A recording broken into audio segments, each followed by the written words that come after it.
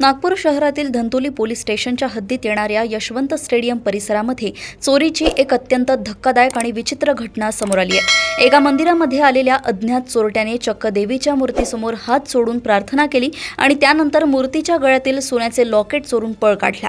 या अनोख्या चोरीच्या प्रकारामुळे परिसरात आणि भाविकांमध्ये मोठी खळबळ उडाली आहे। मिळालेल्या माहितीनुसार संबंधित तरुण मंदिरात दाखल झाल्यानंतर त्याने थेट देवीच्या मूर्तीसमोर हात जोडले। त्याचा हा आव पाहून मंदिरात उपस्थित असलेल्या कोणालाही त्याच्यावर संशय आला नाही। उलट तो अत्यंत भक्तिभावाने प्रार्थना करत असल्याचे भासले। जणू काही तो चोरी करण्यापूर्वी देवीची माफीच मागत होता।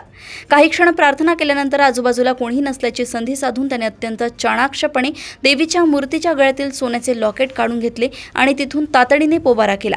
ही संपूर्ण घटना मंदिरातील सीसीटीव्ही कॅमेऱ्यात कैद झाली असण्याची दाट शक्यता वर्तवली जात आहे।